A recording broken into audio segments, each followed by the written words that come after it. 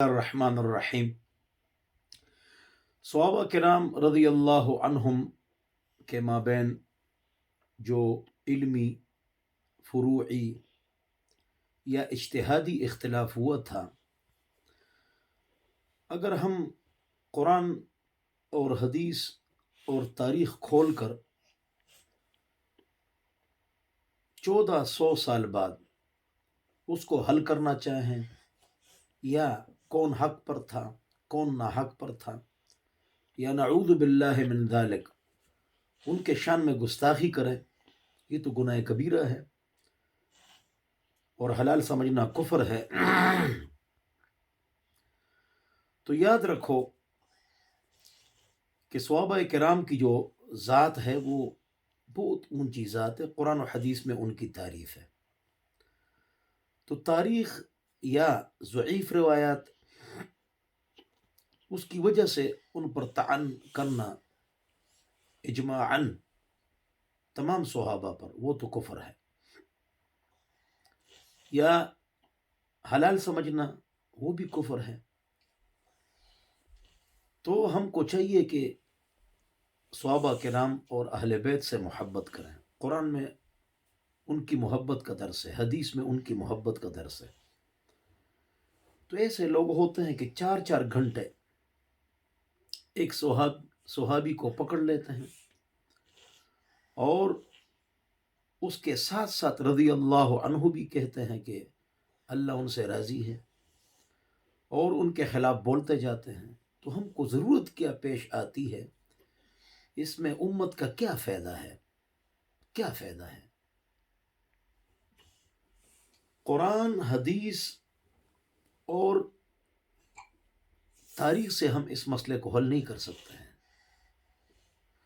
ہمارے جو مشترکہ بزرگ اسلاف بڑے ہیں،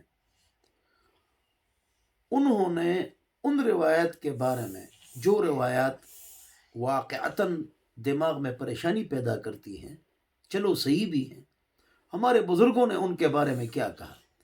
ابن حجر العسقلانی، علامہ عینی اور علامہ ابن عبد البر مالکی، علامہ باجی، جو اسلاف ہیں، مفسرین اور سیاستہ کے شارحین اسلاف، انہوں نے اس روایت کے بارے میں کیا کہا ہے؟ یا جو ہمارے عقائد کی مشترکہ کتابیں ہیں چاروں اماموں کے، ان بزرگوں نے صحابہ کے اختلاف کے بارے میں کیا الفاظ استعمال کیے ہیں؟ لا نذکرہم الا بخیر، بس ہم ان کا تذکرہ نہیں کریں گے مگر خیر کے ساتھ۔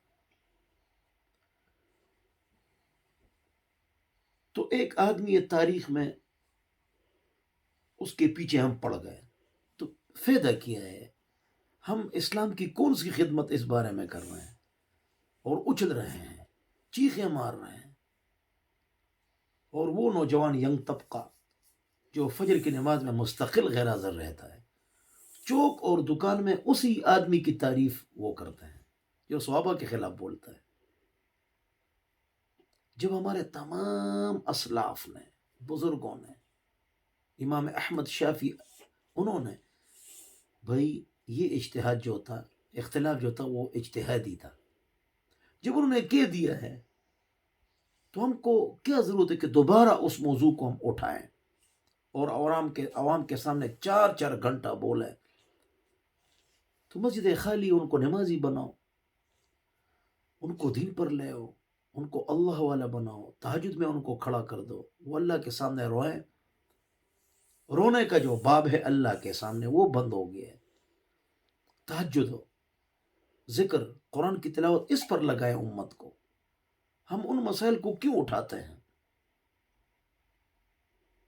اللہ تعالیٰ ہم سب کو سمجھ عطا فرمائے۔ یا اللہ سے ہم نہیں ڈرتے ہیں کہ ہم کون سی دین کی خدمت کر رہے ہیں، یا دین کی بنیادوں کو ہم گرانا چاہتے ہیں۔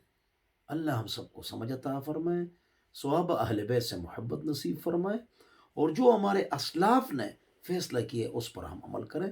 والسلام۔